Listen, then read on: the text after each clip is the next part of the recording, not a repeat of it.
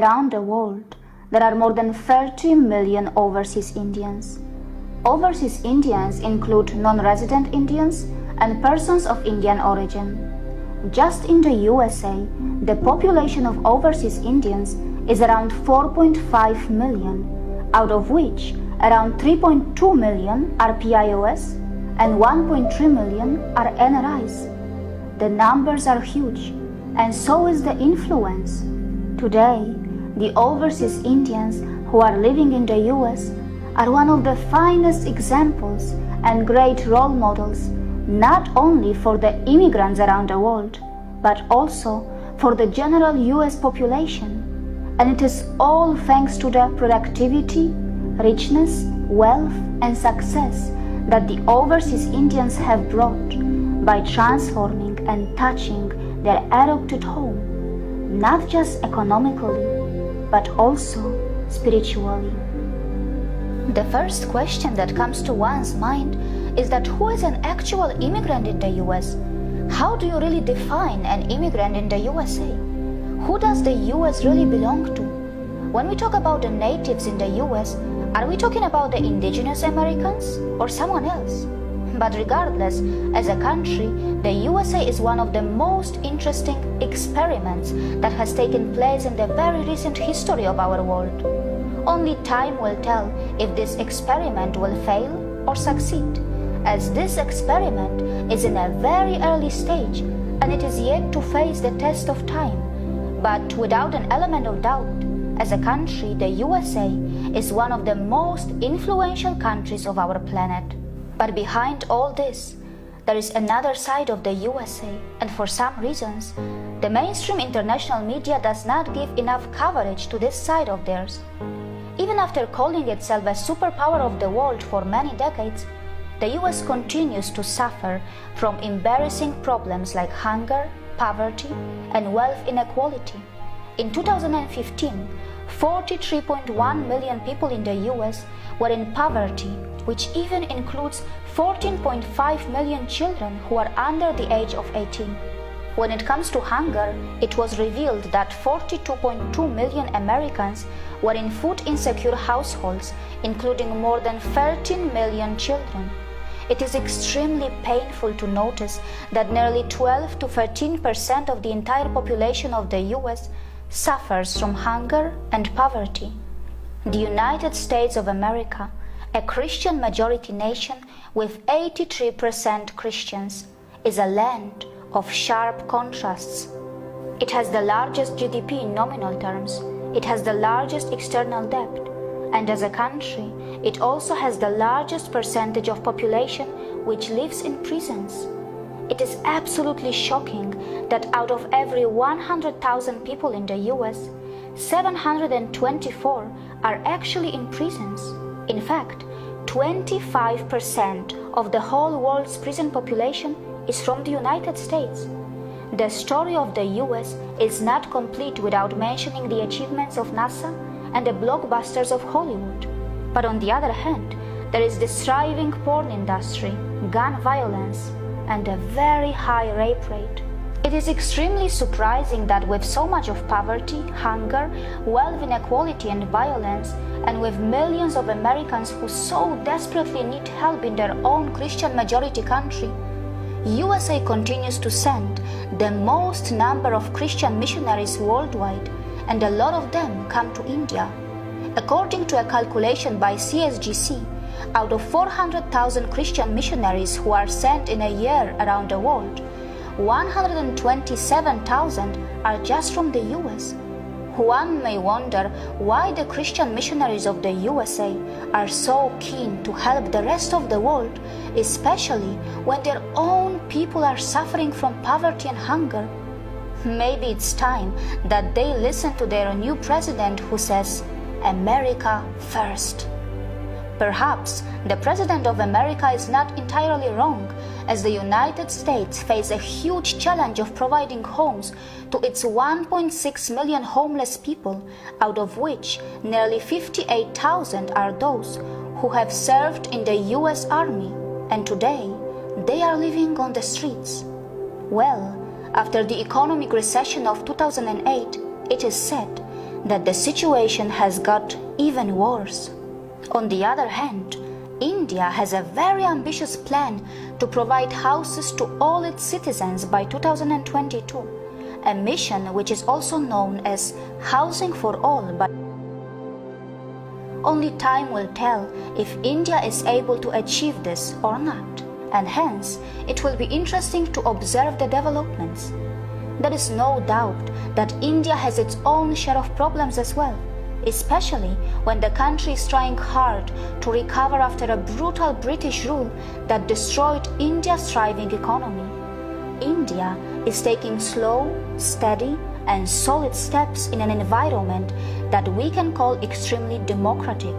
And that is why there is a lot of potential for India and the US to help each other and make many positive links in trade, defense, space, and many other fields. Further, India is extremely important geopolitically, and according to many experts, India has an important role in the new superpower axis that is being formed. In a survey that was conducted by PwC and Indo-American Chamber of Commerce, Indo-US bilateral trade has the potential to touch $500 billion by 2025. Today, overseas Indians who are living in the US are playing a massive role in the US economy. According to Merrill Lynch, there were 200,000 millionaires of Indian origin back in times when the population of overseas Indians was far lesser than what it is today. Considering the little population of the people of Indian origin, that is an extraordinary number. Not just that, there are around 223,000 Indian-owned firms in the US that employ more than 600,000 employees.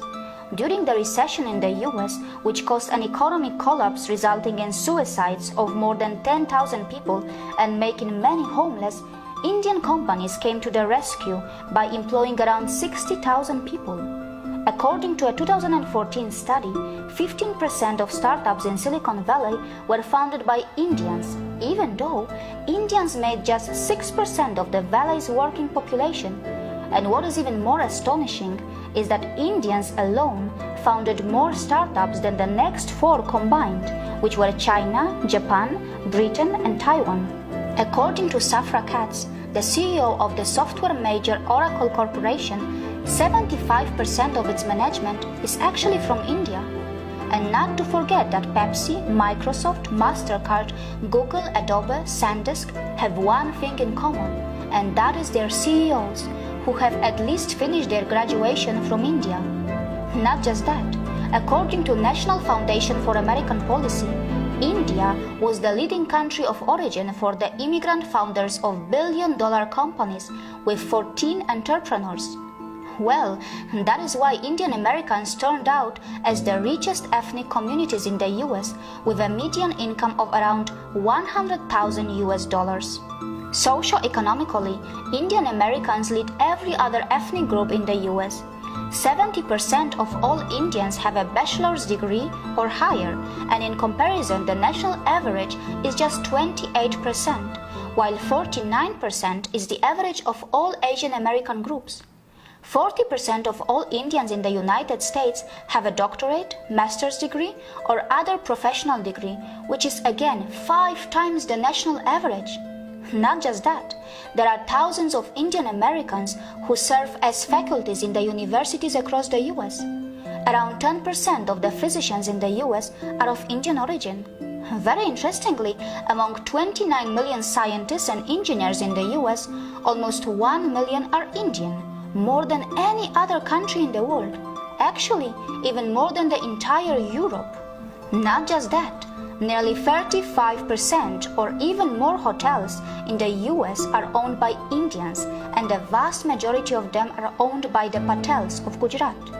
Further, Indian Americans are playing an active role in the politics, media, and entertainment. The overseas Indians have had so much of success, and during all this, they have also demonstrated the importance of family bond, values, and relationship, as 71% of adult Indian Americans are married, a percentage much higher than the rest of the Americans who now mostly live a single life. The share of unmarried mothers is just around 2.3% in Indian Americans, while the nation's average is 37%. In a way, Indian Americans have shown that one does not have to be single to earn money or success, because a beautiful family and a beautiful career can go hand in hand, and that is how Indians do it. And in the end, I was not even surprised when I learned that overseas Indians living in the US are very disciplined, well-behaved, and have a very low crime rate. But still, many of them continue to be harassed for their skin color, for their ethnicity, and sadly, many people of Indian origin have lost their lives facing terrible hate crimes that continue to happen in the US. On the other hand, the importance of India's spiritual heritage in the US in form of yoga and Ayurveda is massive, which has been helping in evolution of consciousness of many American citizens and is providing thousands of jobs to its citizens in a thriving $27 billion yoga industry with more than 36 million yoga practitioners.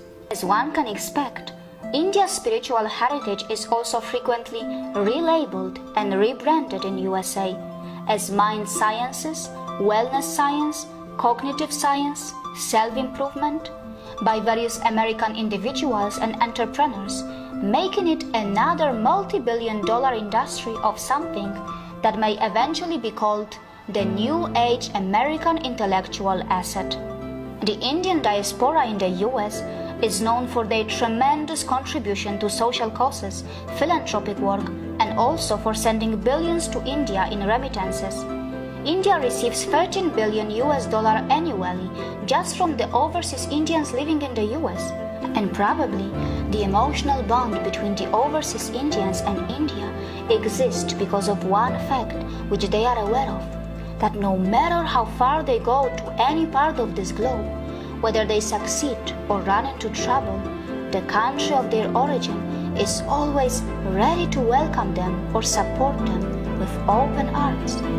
We no longer live in the world which has only one superpower, as the countries like India and China are becoming the new centers of action. Since the economic boom of India perhaps seems inevitable, probably the US has no choice but to ensure and calculate how it can benefit itself by India's economic boom, how it can get the biggest chunk out of India's growth story. And that is exactly what they are trying to do, as in the recent years, the US has been hungrier than it was ever before to have the engagement, collaborations, and partnerships with Indians at different levels. It is an opportunity for the overseas Indians and also for the people of India to participate in this spectacular phenomenon, because it were Indians who suffered from the atrocities by their ex-colonizers in their own land. It were Indians who waited patiently for hundreds of years for times like this. It is their land and it is their story.